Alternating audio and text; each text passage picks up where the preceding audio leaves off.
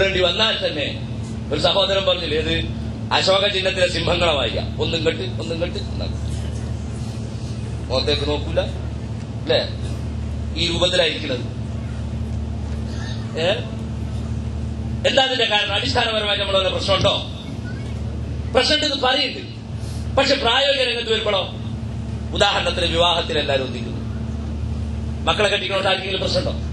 എല്ലാവരും പിന്നെ മുജാഹിദും ജമാഅത്തും തബ്ലീഗും ഒക്കെ പറഞ്ഞിട്ട് എല്ലാം കെട്ടുകൊണ്ട് വിവാഹം കഴിക്കുന്നു.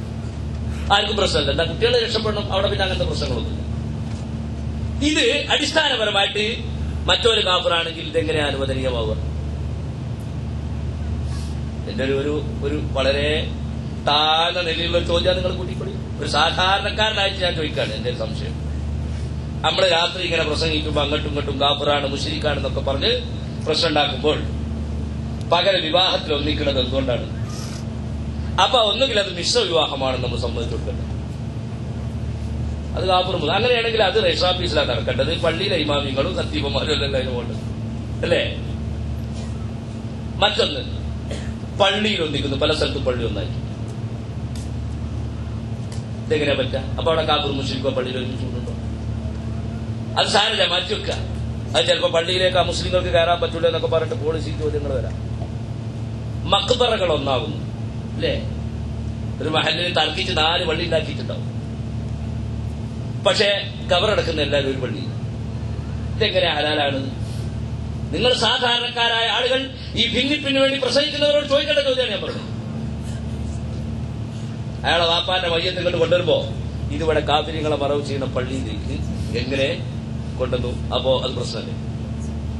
അതല്ലെങ്കിൽ ഇത് മുസ്ലിങ്ങളുടെ മക്ബറയാണെങ്കിൽ ആ കൊണ്ടുവരുന്ന ആളുടെ മയ്യത്ത് കാഫിറാണ്, കാഫിറിന്റെ മയ്യത്താണെങ്കിൽ അവിടെ പറയാതെ മക്ബറയിൽ യോജിക്കുന്നു. 2, അർത്ഥം തിന്നതിനോട് യോജിക്കുന്നു. അങ്ങാടിയില് ഇറച്ചിക്കടയിൽ ആരർത്താലും മാറിക്കൊണ്ടുവന്നു. അതൊക്കെ തർക്കമുണ്ടോ? ശരിയാണ്. നിസ്സലാതങ്ങൾ പറഞ്ഞിട്ട് മൻസല്ലാ സലാത്തന, നമ്മളെ നിസ്കാരം നിസ്കരിച്ചവർ, വസ്തഖ്ബലത വിലത്തന, നമ്മുടെ കബിലയിലേക്ക് തിരിഞ്ഞവർ, വഅക്കല ദബീഹത്തന, നമ്മൾ അർത്ഥം തിന്നുന്നവർ, മുസ്ലിമോലൊക്കെ മുസ്ലിമാണ് അല്ലേ?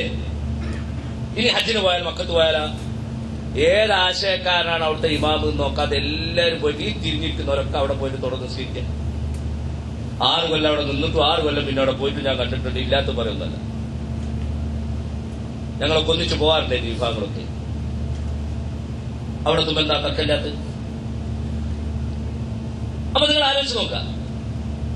അപ്പോ പ്രായോഗിക രംഗത്ത് മുസ്ലിങ്ങളാണ് നമ്മളൊക്കെ എന്ന് സമ്മതിക്കുന്നത് കൊണ്ട് തന്നെ അടിസ്ഥാന വിഷയങ്ങളിൽ ഒന്നിച്ചു നിന്നുകൊണ്ട്, അല്ലെങ്കിൽ മുസ്ലിങ്ങളെ ബാധിക്കുന്ന വിഷയത്തിൽ ഒന്നിച്ചു നിന്നുകൊണ്ട് ശാഖാപരമായ കാര്യം മാന്യമായി പരിഹരിക്കണമെന്നാണ് ഞാൻ പറഞ്ഞത്. അല്ലാതെ ഒരാശയത്തിലേക്ക് നിങ്ങൾ എല്ലാവരും കൊണ്ടുവരണമെന്നല്ല ഞാൻ പറയുന്നത്. ഈ ആശയത്തിലുള്ള തെറ്റും ശരിയും തിരുത്തേണ്ടത് എങ്ങനെയെന്ന് പണ്ഡിതന്മാർ പഠിപ്പിച്ചിട്ടുള്ളത് മുനാദറയിലൂടെയാണ്, മുജാദലയിലൂടെയും മുക്കാബറയിലൂടെയുമല്ല. മുജാദല എന്ന് പറഞ്ഞാൽ തർക്കിച്ചിട്ട് പ്രതിയോഗിയെ ഇരുത്തലാണ്. മുക്കാബറ എന്ന് പറഞ്ഞാൽ ഞാൻ വലുതാകാൻ വേണ്ടിയുള്ള തർക്കമാണ്. ഇത് രണ്ടും ശരിയല്ല. മറിച്ച് മുനാദറ എന്ന് പറഞ്ഞാൽ സത്യം മനസ്സിലാക്കാൻ വേണ്ടി ഒരു വിഷയത്തിലുള്ള മാന്യമായ ചർച്ചയാണ്. ആ ചർച്ചയിലൂടെ ഒരു മേശയ്ക്ക് ചുറ്റും ഇരുന്നിട്ട് പരിഹരിച്ചത് അള്ളാന്റെ ദീനല്ലേ? നമുക്കെന്താ അതിലൊരു പിടിവാശിന്റെ ആവശ്യം? അങ്ങനെ പരിഹരിച്ച് പൊതുവിഷയങ്ങളിൽ മുസ്ലിങ്ങളെ മൊത്തം ബാധിക്കുന്ന, മുസ്ലിങ്ങളെ മൊത്തം വിഴുങ്ങാൻ നിൽക്കുന്ന ഫാസിസം, അതുപോലെ മുസ്ലിങ്ങളുടെ മൊത്തം അവരെ ബാധിക്കുന്ന മറ്റു വിഷയങ്ങൾ, അത് വരുമ്പോ അവിടെ നമ്മൾ ഒറ്റക്കെട്ടായിട്ട് നിൽക്കണം.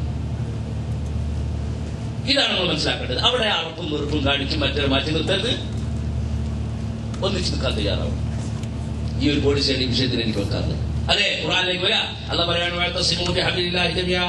അള്ളാഹുവിന്റെ കയർ നിങ്ങൾ മുറുകെ പിടിക്കുക, വലാ തഫറഖൂ, ഒരിക്കലും നിങ്ങൾ ഭിന്നിക്കരുത്. വദ്കുറൂ നിഅമതല്ലാഹി അലൈക്കും ഇദ് കുൻതും അഅദാ, നിങ്ങൾ ശത്രുക്കളായിരുന്ന കാലത്ത് അള്ളാഹു നിങ്ങൾക്ക് ചെയ്തു തന്ന അനുഗ്രഹം നിങ്ങൾ ഓർക്കണം. അള്ളാഹ്ക്കല്ലാതെ നമ്മുടെ മനസ്സിനെ യോജിപ്പിക്കാൻ കഴിയും. ഔസ് ഖസ്റജൊക്കെ ഭയങ്കര അടിയായിരുന്നു. ചെറിയ ചെറിയ കാര്യത്തിന് വേണ്ടി അടിക്കും, ഭയങ്കര രക്തച്ചൊരിച്ചിലുണ്ടാക്കും. ഇസ്ലാം രംഗത്ത് വന്നു. നബി സല്ലല്ലാഹു അലൈഹി വസല്ലം തങ്ങളുടെ സ്നേഹം പഠിപ്പിച്ചു. അതോടുകൂടെ അവരൊന്നായി. വീണ്ടും യഹൂദികൾ ഇവരെ തല്ലിക്കാനുള്ള ശ്രമം നടത്തിയപ്പോഴാണ് ഈ ആയത്ത് തന്നെ ഇറങ്ങുന്നത്. അല്ലാഹു പറയാണ് നിങ്ങൾ ശത്രുക്കളായിരുന്ന കാലത്ത് അല്ലാഹു നിങ്ങൾക്ക് ചെയ്തു തന്ന അനുഗ്രഹം ഓർക്കണം. നിങ്ങളുടെ ഹൃദയത്തെ അല്ലാഹു തആല ഇണക്കി. അല്ലാഹുവിന്റെ അനുഗ്രഹം കൊണ്ട് നിങ്ങളൊക്കെ പരസ്പരം സഹോദരന്മാരായി മാറി. നിങ്ങൾ തീക്കുണ്ടാരത്തിന്റെ വക്കിലായിരുന്നു, തീയിലേക്ക് ചാടാൻ നിൽക്കുകയാണ്. അതിൽ നിന്ന് അല്ലാഹു നിങ്ങളെ രക്ഷപ്പെടുത്തി. മുസ്ലിങ്ങൾ തമ്മിൽ തച്ചിട്ട് തീയിലേക്ക് ചാടാൻ നിൽക്കല്ലേ? എന്തൊക്കെയാ മുസ്ലിങ്ങൾ തല്ലിന് നടത്തിക്കൊണ്ടിരിക്കുന്നത് എന്ന് ചോദിച്ചാൽ തീയിലേക്കാണോ അതോ പിന്നെ സ്വർഗത്തിലേക്കാണോ പോക്കുന്നത് മനസ്സിലാക്കാൻ കഴിയും. എന്താ ഈ കുണ്ടാരത്തിന്റെ വക്കിലല്ലേ നമ്മൾ നിൽക്കുന്നത്? മുസ്ലിമീങ്ങൾ തമ്മിലടിച്ചിട്ട് പള്ളി കൂട്ടിക്കുന്നു, പള്ളിയിലേക്ക് വരുന്നവരെ തടുക്കുന്നു. അവൻ മറ്റവൻ അങ്ങോട്ട് കയറി വരാൻ പാടില്ല. ദഅവത്തിനെ കുറിച്ച് എല്ലാവരും പറയും. ദഅവത്ത് വളരെ പ്രധാനപ്പെട്ട സംഗതി. പക്ഷെ ഈ ദഅവത്ത് ആരെയാണ് ക്ഷണിക്കുന്നത്? ഏതിലേക്കാണ് ക്ഷണിക്കുന്നത്? പാതിരാ സമയത്ത് രാത്രി 2 മണി 3 മണി വരെ തർക്കിക്കുന്ന ആൾക്കാർ പരസ്പരം കലഹിക്കുന്നത് കേട്ടിട്ട് ഇസ്ലാമിലേക്കാണെന്ന് പറയാം. മറ്റൊന്ന് ഉറങ്ങി കിട്ടിയാൽ മതി. നേരം പുലർന്നാല് ഓന്റെ ജോലിക്ക് പോവാൻ ഇവൻ പിന്നെ ഇസ്ലാമിലേക്ക് എന്ന് പറയും കിടന്നു വരുമോ? നമ്മളുടെ നല്ല സ്വഭാവമല്ലേ നമ്മൾ കണ്ടുകൊടുക്കേണ്ടത് മറ്റൊരു മുമ്പിൽ? ഈ പോളിസിയിൽ എല്ലാവരും റെഡിയാ, പക്ഷെ പ്രാവർത്തികമാക്കണോടത്തില്ല എന്നുള്ളതാണ്. അങ്ങോട്ടും ഇങ്ങോട്ടുള്ള ചീത്തയും തോന്നിയ മുഴുവൻ ഖുർആൻ വിരോധിച്ചിട്ടുള്ള എല്ലാ സംഗതികളും. എന്താ പള്ളി പൂട്ടിക്കുന്നതിനെ പറ്റി ഞാൻ പറഞ്ഞത്? എന്താണ് പള്ളി തടുത്താൽ? പള്ളിയിലേക്ക് ആരാധനയ്ക്ക് വരുന്ന ആളുകളെ ഇങ്ങനെ വിഭാഗീയത ഉണ്ടാക്കിയിട്ട് അവരെ തടുക്കുക. റമദാൻ മാസത്തിൽ ഇത്തികാഫ് ഇരിക്കാൻ വരുന്നവരോട് പറയാം, എനിക്ക് ഇത്തികാഫ് ഇരിക്കാനാണെങ്കിൽ അവിടെ റോട്ടിലിരുന്നോ, പള്ളിയിൽ ഇരിക്കല്ലേ? പള്ളിയിൽ ഇത്തികാഫ് ഇരിക്കണ്ട, പള്ളി റോട്ടിൽ. അതുപോലെ മദ്രസ ഉണ്ടാക്കി കൊടുക്കുക.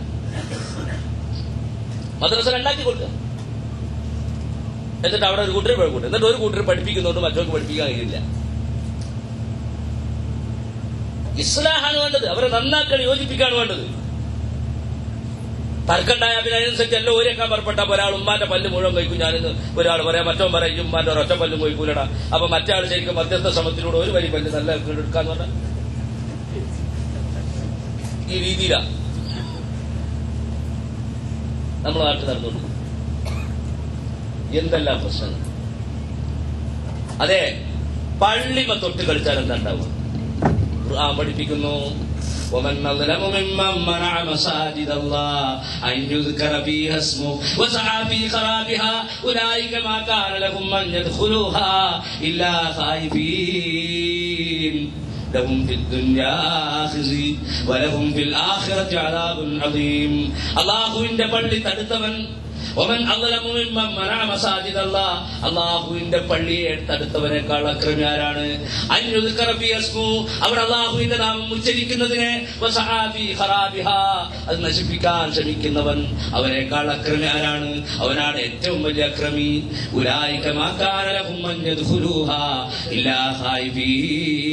ഭയപ്പെട്ടുകൊണ്ടല്ലാതെ അവർ പള്ളിയിലേക്ക് വരാൻ തന്നെ പാടില്ല. പള്ളിയിലേക്ക് അവർ വരാൻ തന്നെ പാടില്ല, തടുക്കണവരെന്നാണ് അവിടെ പറയുന്നത്. എന്നിട്ടോ ലഹും ഫിദ്ദുന്യാ ഖിസി, അവർക്ക് ഈ ലോകത്ത് തന്നെ അപമാനമുണ്ടാകും. വലഹും ഫിൽ ആഖിറത്തി അദാബുൻ അദീം, ആഖിറത്തിൽ അവർക്ക് ഭയങ്കരമായ ശിക്ഷ ഉണ്ടാവും. ഇവിടെ പണ്ഡിതന്മാർ പറയാണ്, മുസ്ലിമീങ്ങളാണ് ഈ പണി ചെയ്തതെങ്കിൽ അവർക്കും അപമാനം ഉണ്ടാവും.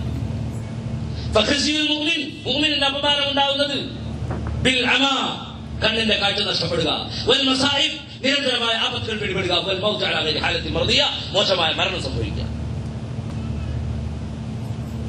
അപ്പൊ അള്ളാഹുവിന്റെ പള്ളി, അള്ളാഹുവിന്റെ അത് നിസ്കരിക്കാനും അതുപോലെ തന്നെ അള്ളാഹുവിന്റെ സ്മരണക്കുള്ളത് അതിന് ഒഴിഞ്ഞു കൊടുക്കണം. അവിടെ ആരും തടയരുത്, അത് പൊളിക്കാൻ ശ്രമിക്കരുത്, അത് പൂട്ടിയിടരുത്. എത്ര വർഷമായി പൂട്ടി കിടക്കുന്ന പള്ളികൾ നമ്മുടെ കേരളത്തിൽ.